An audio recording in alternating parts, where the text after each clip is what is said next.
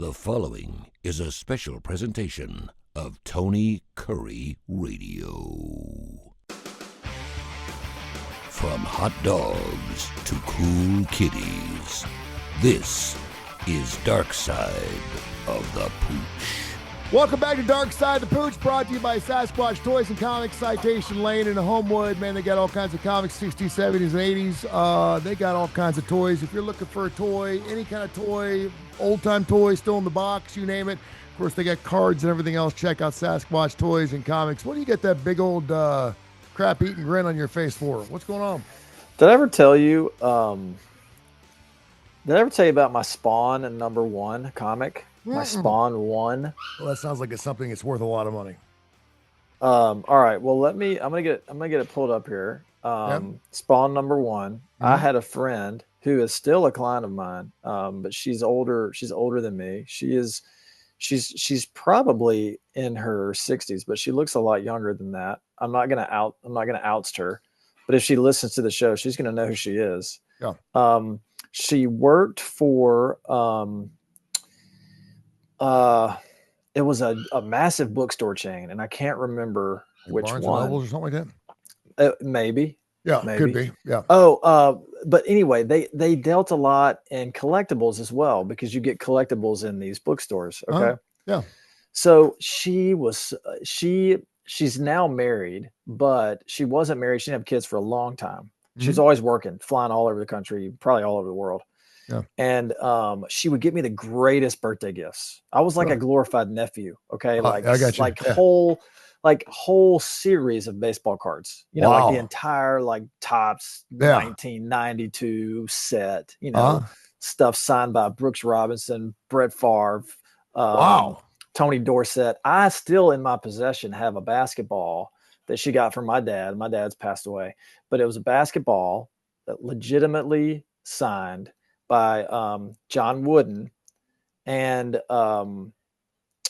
totally just blanked. Huge Grateful Dead guy. Jerry Played for Garcia? Wooden. No. He played for Wooden. Played in the NBA. Bill Walton. Bill Walton. He just passed away. Bill Walton just passed away. So it's a ball signed by Bill Walton and John Wooden. It's at my house right now. That's awesome. So anyway, we're talking about comics. So she got me this comic right here. It's Spawn #1. Mm-hmm.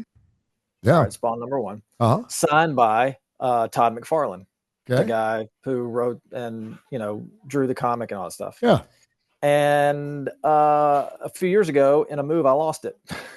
Oh no! Yeah, I lost it. Oh, you probably still got it there. Or you have to have No, man, I turned the house upside down. I turned it upside down. I don't know where it went. No clue.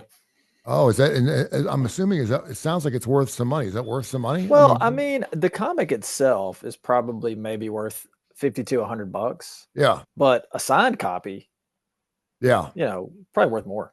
Yeah, there's no doubt. Wow, that's amazing. It's funny because I've got a lot of memorabilia as well. Hundreds of pieces of signed memorabilia, because almost every band I dealt with, or every comedian or whatever, and I had signed stuff. And it's never worth what you think it is. No, because it's only worth what someone's willing to give you for it. And so most of the stuff, I did something with the Brass Bear because we had a special case, and I was trying to help my ex-wife at the time, trying to help her get some money growing a little bit, and get some eyeballs on her stuff. So I started bringing some of my collectibles. I had a Donald Trump signed book, and stuff like that, and of course that sold pretty quick. That was his first presidency when he was president 45, and I put it was $200, but I put just out on the outside, what I was willing to take for it, because I didn't want to sell the stuff unless it's depressing. I had a Mariano Rivera baseball that I gave to Buffalo Wild Wings for some auction they did after the '98 World Series. And, went for $5. And I was like, damn it, guys. I said, someone didn't give more than $5 for Mariano Rivera. I mean, the baseball itself is worth more than that. Oh, it just bummed me out. I was like, it's worth at least a couple of hundred. So anyway, it's for that. I geek out on stuff like that, because that's all I used to do is collect, autograph stuff. I used to there's a magazine called Autograph Magazine. That's probably got 4 subscribers to it. I was one of them. You can actually go in there, and they actually were selling in the back. If you pull up who you want to get an autograph from, someone was actually selling an autograph of Jesus Christ. Oh, wow. Yeah. $150,000 for, and it makes you wonder, wouldn't you think there'd be an autograph of Jesus Christ somewhere? Shouldn't someone have an autograph of Jesus Christ? I'm not a believer until I see Jesus Christ's name on a piece of paper, like, written in some type of Stetzel, like in Hebrew pen in Hebrew. Hey, you know what? It was probably an autograph of Jesus Christ. Yeah, it could have been Jesus Christ. But yeah, you can find this stuff. So there you go. But go to Sasquatch. If they ain't got it, they'll find it. And I wouldn't be surprised. I told them you and I were talking about baseball cards. I've still got my box, and now most of my cards are 50 years old because they were all from 74, 75, 76, and 77. So I have no clue if I'm sitting on something that's worth some money or not. But who knows? But again, it's only worth what someone is willing to give you. Yeah, and I think when it comes to stuff like that, you should never like buy stuff like that as an investment. You should, if you want it, you should buy it for yourself and keep it because it means something to you. Yeah, it's cool to you. Yeah, and show it to your kids so your kids will want it too. So in case sometimes kids take all their family's stuff that they get an inheritance and they just sell it. They're like, I don't want Dad's baseball card collection. I don't want that crap. I don't want his coin collection. I don't want that garbage. I don't want this Honus Wagner card. I don't want this Honus Wagner $2 million. Yeah, this Ty Cobb card. What the heck? Who's that? Ty Cobb. Who's that? Father's Day is coming up on Sunday. Recent survey came out just a couple days ago that is making some remarkable change in the way men think about or fathers think about Father's Day. And that is 65% of the men, they just want presents, not presents. In other words, they want the presence of their children instead of the presence of really bad gifts. And it makes sense. And I think fathers have gotten, and I actually talked about this on the Kiefer and Curry show earlier, men are like 300% more involved now in their children's lives than they were back in the 60s. Because guys are into everything right now. I just got a friend of mine just canceled a show later today because his boy's got a baseball game today. I'm like, okay, that's fine. You got to do what you got to do. Would have never been like that in the 60s. Right. They would have done anything they possibly could. My dad never changed a diaper. He had 4 children, was born in 1935. When I brought his grandson up, grandson in and held him out, he held him like this. I'm like, what are you doing? He's like, he's crapped his pants. I'm like, give your grandson. It was the first time I ever met him. I'm like, give your grandson a hug. He's like, I'm not hugging that. I'm not. My dad was totally freaked out by changing a diaper. I'm like, dude, I said, you never changed a diaper? He goes, no. I said, he said, that's what your mother did all that stuff. Oh, wow. wow. That's the way it was. It was just a different time. So it was. I kind of wanted to get your thoughts before we start talking about some pet care at the Rossbridge Animal Hospital. By the way, this is the Darkside, the Pooch, 208-0301, rossbridgevet.com or .org or .net or .gov or .whatever. But what do you typically do for a Father's Day? Or what do you want to do for Father's Day? Are you one of those guys that's like, I see my kids all the time, get the hell away from me, I want to go play golf all day? Or do you play the father and you're like, let's spend the day together? No, I don't make a big deal about it. But for the first time, I think in 11 Father's Days, I'm going to be totally alone. Wow. Yeah, my wife and kids are going on a mission trip to Ensenada, Mexico. Okay. My mom is going. They're going through our church. And so my wife, this is so funny that you bring this up. My wife texted me today and she said, oh my gosh, we're not going to be home on Father's Day. And I said, you're just now realizing this? And she said, yeah. And I said, well, you probably didn't have much planned for me anyway, if you're just now realizing that you're going to be gone. So it's not that big a deal, but I will really miss them a lot. Because they're actually at the beach right now. I feel like they're the summers, they come and go. And they left on Saturday. We're recording this on Monday. I really miss them a lot. Like I'm good, like 48 hours. But then it's like, man, where are my people at? I hear you. Hey, by the way, if you're going to be by yourself, the titles from SpectraVision do not show up on your bill, so you can get whatever you want through SpectraVision. Or you can go check into a hotel by yourself. It's been a while since we saw those kind of movies. No, I totally agree with that. And I was talking to Kip this morning.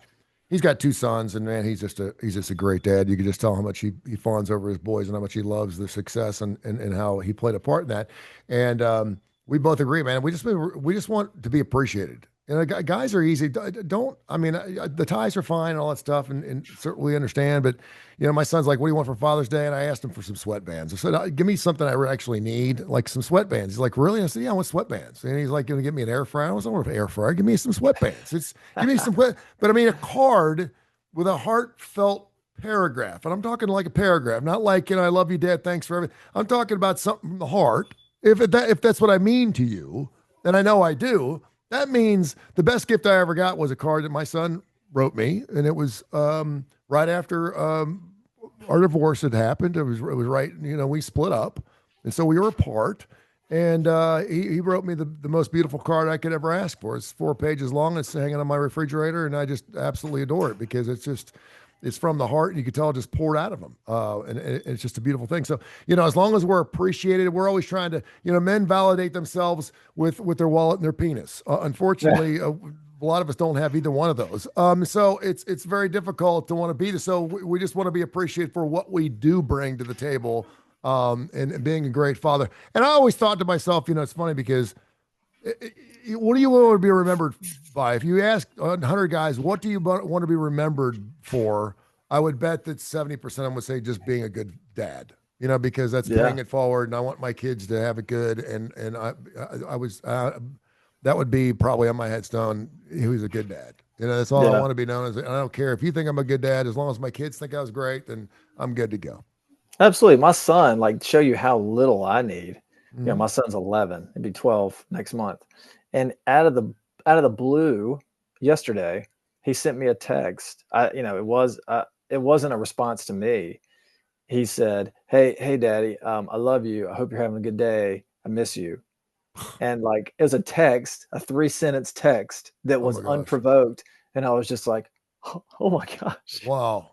I mean, the kids don't realize how much that, And it can teach me, maybe I need to call my mom a little more often. Yeah, and again, this is a generational thing, but I feel like we are much more emotionally attached to our kids than my mom and dad were. My dad, if we had phones back then, my dad would never text me. My mom probably would have never texted me. She'd call me and say I love you or whatever if I was spending the night at a friend's house or something. But yeah, I mean, it just now sometimes I'll send something like hey, just want to thank you for being such a great son. You're just wonderful, blah, blah, blah. And maybe after he just got a black belt or graduated or maybe just because I love him, and I miss him. He went to college, and then he'll say, "Are you okay? Yeah. Are you all right?" And I'm like, "Yeah." And he goes, "You're not dying or something, are you?" I'm like, "No." Why? He goes, "I don't know. You sent me that text." He goes, "Are you drinking again?" I'm like, "No." I said, I love you." And he goes, "Okay, well, okay. That was kind of weird."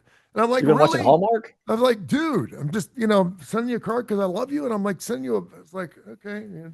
But, kids don't always know how to take that either. But so I guess you could gush a little bit more than you probably need to. Yeah, screw them. You just give me some grandkids and I'll be fine. Speaking of Father's Day, man's best friend is our dog. And of course, we're talking a lot of pooches. And there's my dog. Boy, as I said dog, he stuck his head up. He's already gone for his 3-mile walk today, Rainer. I will truly believe, but the question is, and I get an email here, if dogs are man's best friend, why aren't cats women's best friends? They're too similar. They fight. Too similar, you think? They're too similar. You know that thing where you can't be best friends with I somebody. know if you try to hold on to one too out. tight, they'll scratch the hell out of you. And Yeah, I'm talking cats, of course. They're the exact. I mean, they're too similar. They're like they don't work out. You got to have a yin and a yang, and with women and cats, it's a yin. Yeah, but dogs and men are just the same. We want to lick ourselves. We're dumb. We're stupid. We'll chase the ball 1,000,000 times. We'll do anything to get a girl in heat. We'll do anything to make love to another dog. We're called dogs. We go to the dog house when we get in trouble. We are exactly like dogs. You're messing up my joke. Oh, sorry. You're disproving me. Messing up my joke. Move on. Next email. I understand. I understand what you're saying. No, so there was another email here from Todd in Birmingham. He wanted to know, and it's funny because I guess people know that with Father's Day coming up, most men know it's Father's Day, not women. But he wanted to know what were the top 5 breeds as man's best friend? What are the top, if you wanted to get man's best friend as far as the top best breeds, if you want a dog to be your best friend, what are the top 5 breeds? Okay, so we've talked about your disdain for Family Feud. I know you do not like Family Feud, okay? But I'm going to give you, because occasionally you will get a Family Feud question, and the answer is, now stay with me. This is not my answer, but the answer is nothing. Like, that is one of the answers, okay? So this guy is asking for breeds. So I'm going to start off by saying a mutt. That is one of my breeds. A mutt, a non-breed. I hear you. All right, so that's one. Golden Retriever. Okay, I'm going to write these down because I'm going to be getting me another dog here shortly, okay? A Labrador has to be there. Labrador is unbelievable. And Labradors are just are so great. I mean, Labradors cannot screw up anything. It's like they pee or poop on the floor. You don't even care. They're just so wonderful. Yeah. I think a Boxer has to be there. Boxer's interesting, aren't they? They're really high strung though. That's the only thing. My neighbor had a Boxer. Man, that thing could jump a fence in a heartbeat. But I mean, it wasn't trained at all, but they are beautiful animals. Yeah, but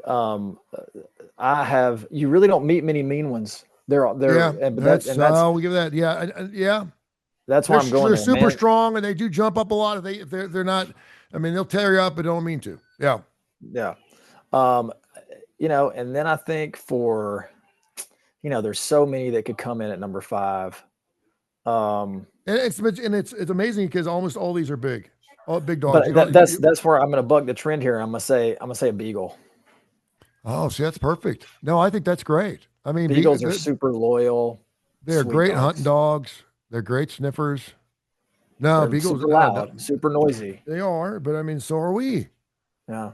Yeah, I mean, that's perfect. That's a great list. Mutt, Golden Retriever, Labrador, Boxer, and Beagle. And I was happy because I don't really consider Beagles small dogs, although they are. I mean, they're near the ground. But I think most people would think that like Doberman, Saint Bernard, I had a wire fox terrier. It was one of the best dogs I ever had. And I always thought those aren't classic. Those just aren't like man's man dog. Bulldog. Yeah. Bulldog's big. Everybody, I guess. Too high maintenance. Bulldogs are too high maintenance. You got to have low maintenance and loving. Yeah. Darkside the Pooch brought to you by Sasquatch Toys and Comics is Dr. Rab Stewart, Rossbridge Animal Hospital. We were out there just a couple days ago. My boy and I walked the track, and it was on Saturday. I almost called to see if you were working. Were you working on Saturday? This past Saturday, I was not working. Okay, so you would not have been there. I was mowing the grass. We walked up that way. There you go. Susan in Birmingham wants to know if a tick bit your dog and you never took it off, how large would the tick get before it exploded? Have you ever had a really, really big tick on you and it was on a part of your body you just didn't like? I had one on the back of my leg once, and I just because I got a mole back there, and so I figured it was just part of the mole, and I didn't get it for like 3 or 4 days. And we were like, you didn't feel a tick? I was like, no, it's dark and it's early in the morning. And I wash my legs really fast. I don't do the washcloth thing. I take a bar of soap and just go up and down because my legs don't get dirty. I don't work in ditches. I mean, I wear a pair of slacks. So I'm like, working radio. Yeah, my legs get dry, and so I just kind of whip through it. I get my toes and the 7 parts really good, but I don't get my legs. But for some reason, I was on the back of my leg, and I don't have hairy legs either, so I don't even know what I was doing back there. But it got pretty big. So let's do this. If you were wanting to do an experiment and you were not going to kill the tick, would it just exponentially grow to the point where it got as big as your head? No. I've had ticks on me, but they make me very itchy. And so I notice them really quickly. When a tick is on me, it itches bad. So I'll find them fast. So they don't get big on me. Ticks it's will. Funny, it's funny you say that because I had one on the inside of my leg. What is it? February. And it's still itches like hell. I mean, it's like a chigger bite. I still have a red mark, and about once a week, all of a sudden it just starts itching like there's something still in there. Maybe the head's still in there or something. I don't know. But I mean, it still itches. Go ahead. I've seen some really big ticks, some really engorged ticks, but probably the biggest I've ever seen is probably like, as big as like my pinky from the last joint to the tip of my pinky. It's probably wow. That's I mean, that's big. That's huge. Yeah. So they're not going to eat until they explode. They're going to eat and they're going to drop off and they're going to have babies. That's what they do. Like they're gonna get really fat and full, and they're gonna save up that energy, and they're gonna have some tick babies. Oh, so that's what they do. They eventually just fall off. Yeah, I mean, eventually they're gonna have to they're gonna have to do something else. They gotta procreate. Yeah. I'll tell you something that's fun to do. Really fun. If you find a really engorged tick, you pull it off, and we do this all the time. You get a small, like a 1 cc syringe and needle, and you fill it up with hydrogen peroxide, and then you take the needle and you inject it into the engorged tick, and then you push the hydrogen peroxide inside the body of the tick, and they explode. Really? Because the hydrogen peroxide causes the red blood cells to burst. Oh, wow. And so they will literally pop. You've done this before? Oh yeah, it's so much fun. Dude, you got to take a video of that, man. I mean, that can go viral. That's so kind of cool. You can find these. If you can find these videos, I mean, I saw a video of somebody doing it like years and years ago. Have you ever taken a hair and lassoed a fly? No. That's a blast. Get a fly and just catch it and just stun it. So just laser a little bit and just get a long hair from your daughter or whatever, and you can tie a little knot. You only have to tell one time around its neck, around the top, and just hold it. Right now? Hold it. I'm serious. And you hold it. It just flies. It can't go away. It just flies around in a circle. Oh yeah, we used to do that all the time. Yeah, it's a blast. info@tonycurryradio.net. That's where you send your emails. info@tonycurryradio.net. By the way, how's your boarding going? Are you full on your boarding? Your boarding's always you always do the best boarding. Are you done? We're full. Full? We're full like every weekend. Really? What about during the week?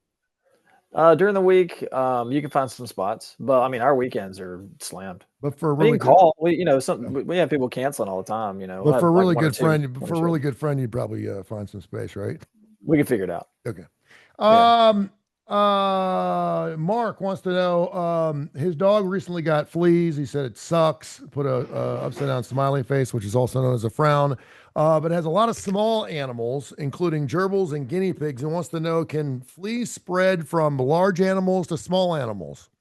Yeah. I mean, fleas can get on basically any mammal, land mammal. So and how do you treat a hamster with fleas or a chinchilla? If they'll let you, you can bathe them in Dawn and it'll kill the fleas. Well, chinchillas, you can't do that. They can't get wet. The hamsters can though. Yeah. I don't know. I have to do my research on the chinchilla flea issue. A lot of people don't realize that, but chinchillas can't get wet because their follicles are hollow, and they're like polar bears. They get moisture inside those follicles, and the moisture kills the chinchilla. So if they get wet for any period of time, you try to bathe your chinchilla, you get yourself a dead chinchilla. So that's probably not a good idea. You can put Revolution. You can put selamectin on chinchillas. Sell what?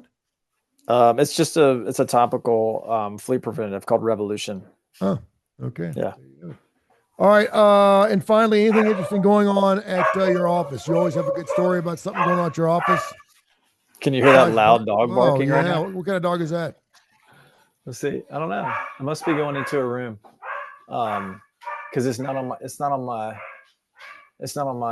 Central Intelligence Agency camera, so I don't know. It's on my CIA dashboard. Yeah. What's been going on at the office? Anything interesting going on? Nothing jumps to mind right now. I mean, just nothing crazy. Pretty standard stuff going on today and last few days. All right. Tell people how they can get in touch with you, sir. You can call us at 208-0301. You can email us, rossbridgeanimalhospital@gmail.com. We are rossbridgevet.com, and you can find us on Facebook. Do you mind if people just stop by like I do? No, not at all. I don't mind. Do you have people do that? Just stop by with their pooches, just go, "Hey, I'm just here," and you're like, "What are you doing here?" And you're like, the best is when people stop by with food. Really? Oh, okay. Yeah. Come by. So yeah, leave your pet at home if you're gonna pop in. Yeah. Except for you can pop in with your pet. But if you just want to pop in, just bring us some food. We're hungry. Okay. There you go. All right. Thank you, brother. Appreciate you. Brought to you by Sasquatch Toys and Comics. It's not really hard to find. It's in Citation Lane. It's on the other side of Green Springs Highway. That's the best way I can put it. When you're talking about Homewood, everyone thinks about the Homewood side, the Soho and all that stuff. It's on the other side over there where the Budweiser and all those things, this big industrial park things. Anybody, but it's great stuff. It's a parking lot. There's a Darth Vader right in front of the place, and it's on Citation Lane. That's all I can tell you. People are like, "Well, Citation." Off Oxmoor, right? It's right off Oxmoor Road, Citation Lane. And I'm telling you, if you're into comics or into toys, it's going to blow your flipping mind. You're going to get there and you're going to go, what? Because it just keeps going and going and going and going. And they got over 300,000 comics. It's amazing. It's amazing. It almost makes me want to get into comics. I got to go find my Spawn #1 again. They probably got a Spawn #1 there. I'll look into it. But they do. I had the legend the other day from our show, ABC 3340. He needed one of those Evil Knievel things, the things you wound up and you let it and the motorcycle goes. He got one for $40. They found a brand new one for him. So wow, that's cool. Have yourself a good week, my friend. All right, you too, buddy.